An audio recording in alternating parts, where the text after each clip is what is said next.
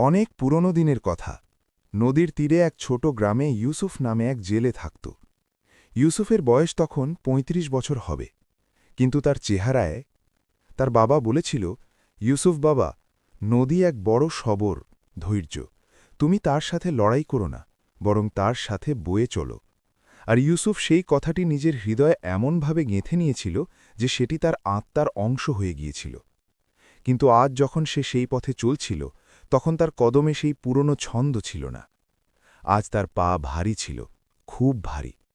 রাতে যা হয়েছিল তা তার বুকে একটা পাথরের মতো চেপেছিল, যা প্রতিটা নিঃশ্বাসের সাথে আরও ভারী হচ্ছিল।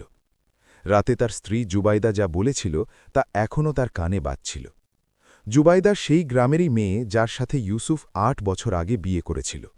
সেই সময় জুবাইদার বাবা বলেছিল যে আমার মেয়েকে খুব সামলে রেখো ইউসুফ। জুবাইদা খুব নাজুক, আর ইউসুফ সেই সময় মনে প্রাণে সেই ওয়াদা করেছিল। সে জুবাইদাকে ভালোবাসত, এক পরিষ্কার আর সত্য ভালোবাসা, যেমন কোনো নদী তার তীরের সাথে ভালোবাসা করে। কিন্তু ৮ বছরে অনেক কিছু বদলে গিয়েছিল। জুবাইদা বদলে গিয়েছিল, নাকি জুবাইদা সবসময় এমনই ছিল আর ইউসুফের ভালোবাসার ছটায় সে সেটা দেখতে পায়নি, যা আজ পরিষ্কার দেখা যাচ্ছিল। রাতে ইউসুফ যখন নদী থেকে খালি হাতে ফিরেছিল, তখন তার কাছে মাত্র একটি ছোট মাছ ছিল। বৃষ্টির মৌসুমে নদী ফুলে ফেপে ওঠে, আর মাছেরা গভীর জায়গায় লুকিয়ে যায়। এই কথা সব জেলেই জানত। এই কথা সেই সব মানুষেরই জানা থাকত যারা কখনো নদীর তীরে সময় কাটিয়েছে। কিন্তু জুবাইদা সেটা জানত না, বা হয়তো জানতে চাইত না। ইউসুফ যখন ঘরের চৌখাটে পা রাখল, তখন সে দেখল যে জুবাইদা চারপাইতে বসেছিল, আর তার চোখে সেই আগুন ছিল যা কোনো খুশির আগুন নয়, বরং এক পুরনো রাগের আগুন, যা অনেক দিন ধরে ধিকধিক করে জ্বলছিল। ইউসুফ যখন তার ধরা সেই ছোট মাছটা দেখাল, তখন জুবাইদার চোখ প্রথমে সেটার উপর গেল, তারপর তার মুখে গেল, আর তারপর সে মুখ ফিরিয়ে নিল।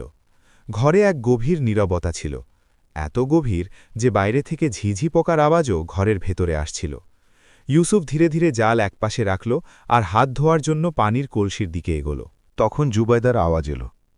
জুবাইদা বলল যে, ব্যাস, এটাই এনেছ? মাত্র একটি মাছ, একটা তুকতুকি মাছ, যা দেখে হাসিও পায় না। ইউসুফ ফিরে তাকাল।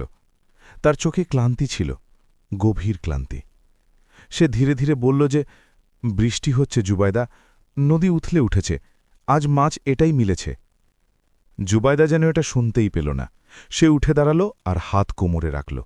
সে বলল যে, আমার কি জানা নদী বেড়েছে না কমেছে? আমি তো এটা জানি যে ফাতেমার স্বামী তাকে কাল নতুন চুড়ি এনে দিয়েছে। আমি এটা জানি যে সালমার ঘরে প্রতি সপ্তাহে মাংস রান্না হয়। আর আমি